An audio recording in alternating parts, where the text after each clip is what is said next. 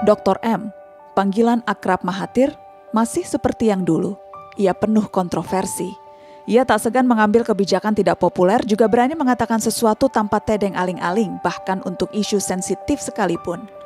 Yang terbaru, dengan berani ia mengurangi pendidikan agama dalam kurikulum sekolah. Padahal kita tahu Islam adalah agama mayoritas di Malaysia. Sebuah keputusan berani di tengah menguatnya politik identitas dalam tatanan global. Kita perkenalkan pelajaran agama awal-awal lagi. Tetapi kita dapati bahawa guru-guru agama ini tidak menumpu kepada ajaran agama yang sebenar. Mereka hanya menentukan berkenaan dengan menunai fardu ain, sembahyang, puasa, zakat, kerja haji.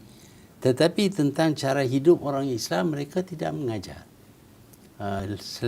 Sebaliknya, kita dakwa bahawa Islam adalah satu cara hidup. Dan cara hidup bermakna mempunyai nilai-nilai tertentu, nilai-nilai Islam tertentu. Itu tidak diajar. Jadi, kita berpendapat bahawa tidak perlu banyak masa. Yang lebih penting ialah tajuk pelajaran itu tertumpu kepada ajaran Islam yang sebenar, terutama berkenaan dengan cara hidup orang Islam. Bukan semata ritual atau tata cara berdoa misalnya. Itu yang selalu ditekankan. Banyak doa, banyak kepercayaan kepada tulisan-tulisan ulama-ulama. Tetapi kadang-kadang membelakangkan Al-Quran. Jadi kita nak balik kepada Al-Quran. Bukan kita nak ketepikan agama, tidak. Kita nak tumpu kepada ajaran agama yang sebenar. Dan yang sebenar datang daripada Quran. Ya, kalau kita mengajar pendapat ulama itu, pendapat ulama ini, kita akan confuse. Kita akan keliru. Yang mana satu yang kita perlu ikut. Dan akhirnya konflik antar. Ya, dengan itu wujud macam-macam ajaran yang kerap kali jauh sekali daripada ajaran agama. Dan disulam pula politik. Jadi bukan mengajar agama berkenaan supaya kita mengenali agama kita, tetapi mengajar agama yang mendukung perjuangan politik parti. Itu kita berpendapat itu tak perlu.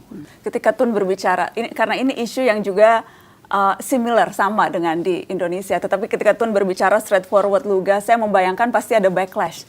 Pasti kemudian ada tudingan-tudingan. Wah, anti agama, liberal, sekuler. Pasti ada kritik-kritik seperti itu, Tun? Kita pro agama, bukan anti agama. Apa yang kita lihat, kadang-kadang ajaran-ajaran yang disampaikan tidak seperti yang terdapat dalam Al-Quran. Umpamanya mereka menyebut tentang hadis-hadis tertentu. Tetapi kadang-kadang hadis itu bertentangan dengan Al-Quran. Kita pilih Quran. Kita tak hadis itu mungkin betul, mungkin tidak. Terdapat sehingga 600,000 hadis. Dan pakar hadis berkata bahawa kebanyakannya tidak sahih. Yang disahkan ialah 7,000 saja daripada 600,000.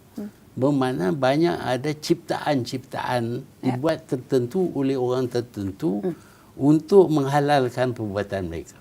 Tun tidak ragu bicara hal yang sensitif yang mungkin saja bisa dipolitisir seperti itu? Tidak apa-apa? Saya jumpa dengan ramai juga dengan orang Arab yang juga bijak dalam bidang agama dan orang ulama-ulama Melayu di sini, dan saya kata kepada mereka, apa keadaan orang Islam sekarang ini? Amat buruk sekali.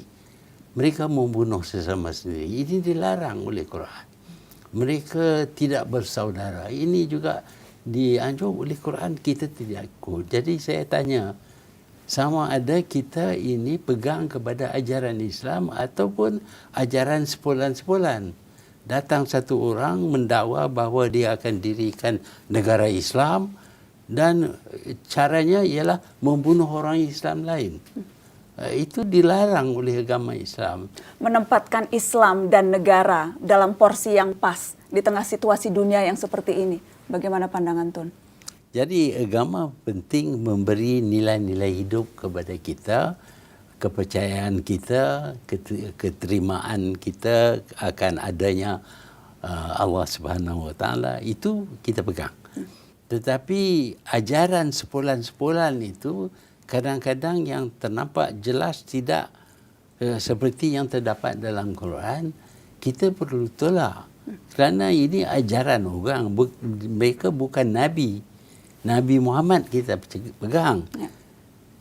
Dianya menerima wahyu daripada Allah Subhanahu Wa Taala.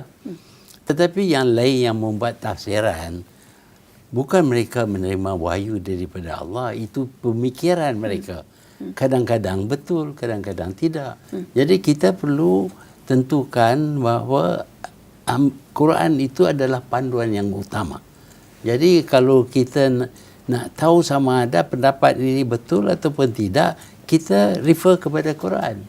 Selalu kembali ke sana. Balik. Selalunya kita balik. Saya berpendapat kalau kita pegang kepada ajaran Quran, kita tetap akan menjadi individu yang maju, bangsa yang maju, negara yang maju.